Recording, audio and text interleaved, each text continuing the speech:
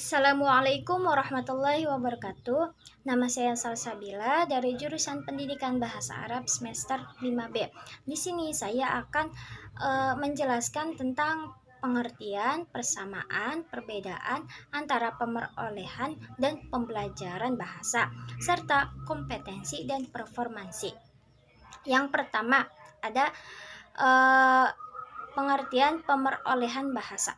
Nah, pemerolehan bahasa atau language acquisition adalah proses-proses yang berlaku di dalam otak seorang anak ketika memperoleh bahasa ibunya. Pemerolehan bahasa juga dibagi menjadi dua, yaitu pemerolehan bahasa pertama yang biasa disebut dengan bahasa ibu atau B1. Kemudian yang kedua, pemerolehan bahasa kedua, yaitu kajian tentang bagaimana mempelajari sebuah bahasa lain setelah dia memperoleh bahasa ibunya. Nah, adapun pembelajaran bahasa, menurut Abdul Khair menyatakan bahwa pembelajaran bahasa mengacu pada hipotesis perolehan bahasa kedua atau B2 setelah seorang anak memperoleh bahasa pertamanya. Pembelajaran bahasa diyakini bahwa bahasa kedua dapat dikuasai hanya dengan proses belajar dengan cara sengaja atau sadar. Dengan pemerolehan bahasa kedua, bahwa bahasa kedua adalah suatu yang diperoleh baik secara formal maupun informal. Kemudian persamaan pemerolehan bahasa dan pembelajaran bahasa. Yang pertama ada praktek atau al-mumarosah. Baik pemerolehan maupun pembelajaran pada hakikatnya adalah pembentukan kebiasaan berbahasa sehingga menjadi kemampuan yang sulit dirubah. Jadi praktek merupakan syarat wajib untuk memperoleh maupun pembelajaran bahasa. Yang kedua ada meniru. Meniru model yang ada di sekitar dalam berlaku baik pemerolehan maupun pembelajaran, baik dari aspek suara, kalimat, atau metode menggunakannya adalah konteks yang diperoleh pembelajaran. Yang kedua, meniru. Meniru model yang ada di sekitar dalam berlaku baik pemerolehan maupun pembelajaran, baik dari aspek suara kalimat dan metode menggunakannya. Konteks yang diperoleh pembelajarannya adalah berasal dari metode yang ditirukan, yaitu guru atau penutur asli atau native language. Yang ketiga ada memahami atau al-fahmu. Secara alami, pembelajar memahami bahasa terlebih dahulu sebelum ia menggunakannya, sehingga kita sering menemukan orang yang hanya bisa memahami tanpa tidak mampu menggunakan bahasa. Keempat, beruntun dalam keterampilan bahasa. Yang kelima, mempelajari kaidah-kaidah bahasa.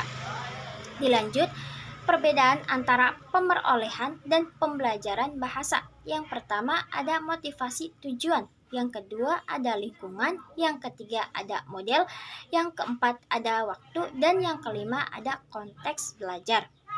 Pemerolehan bahasa mempunyai ciri-ciri yang membedakannya dengan pembelajaran bahasa, yaitu pemerolehan bahasa adalah proses untuk penguasaan bahasa pertama, sedangkan pembelajaran bahasa adalah untuk bahasa kedua.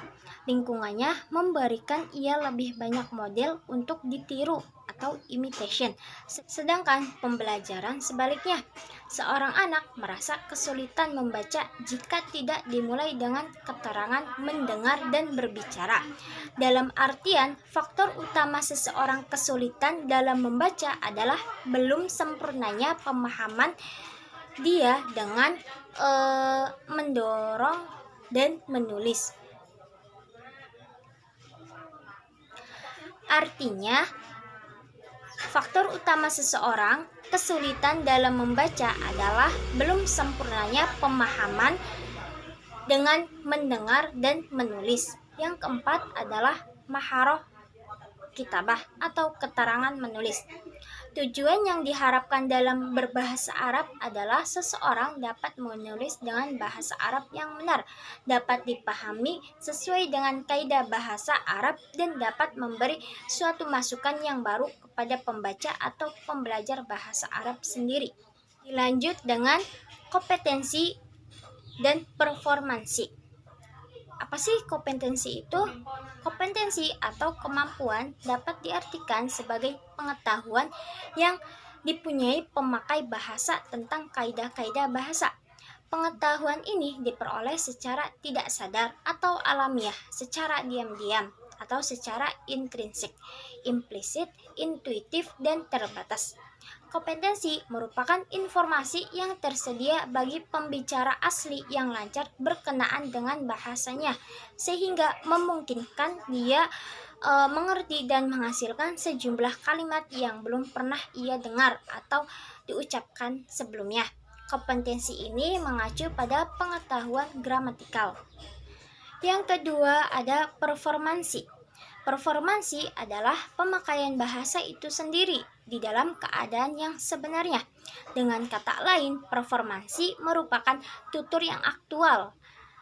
Performansi linguistik menunjuk kepada perangkat keterampilan dan strategi yang dipergunakan oleh si pemakai bahasa, sebaik dia menerapkan kemampuan linguistiknya di dalam produksi dan komprehensif kalimat-kalimat yang sesungguhnya di dalam pembentukan, serta pemahaman kalimat-kalimat yang sesungguhnya, seperti berbicara, menulis, dan juga komprehensi seperti menyimak dan membaca peristiwa-peristiwa ahli bahasa.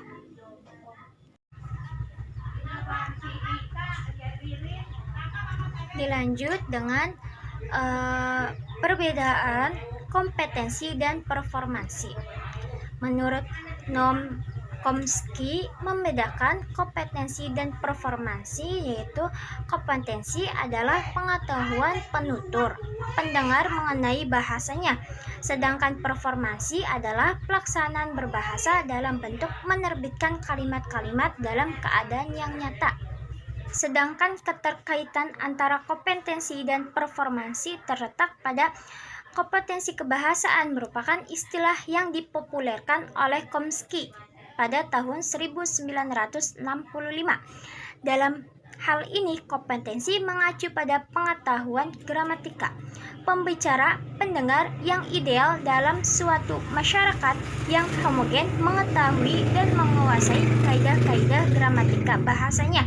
Sedangkan performansi adalah aktualisasi dari kompetensi kebahasaan tersebut. Contohnya, dalam pengajaran, kita memiliki asumsi bahwa pembelajaran memproses kompetensi tertentu, dan kompetensi ini dapat diukur dan diteliti dengan cara mengamati performansi. Cara ini umumnya disebut tes atau ujian. Dalam linguistik, kompetensi mengacu pada pengetahuan sistem kebahasaan, kaidah-kaidah kebahasaan, kosakata, serta unsur-unsur kebahasaan dan bagaimana unsur-unsur itu dirangkaikan, sehingga dapat menjadi kalimat yang memiliki arti. Tapi dalam kenyataan yang aktual, performansi itu tidak sepenuhnya mencerminkan kompetensi kebahasaan. Dikemukakan oleh Chomsky bahwa dalam pemakaian bahasa secara konkret, banyak ditemukan penyimpangan kaidah, kekeliruan, namun semua itu masih dapat dipahami oleh pembicara, pendengar karena mereka mempunyai kompetensi kebahasaan. Sekian yang bisa saya sampaikan, kurang lebihnya mohon maaf. Wassalamualaikum warahmatullahi wabarakatuh.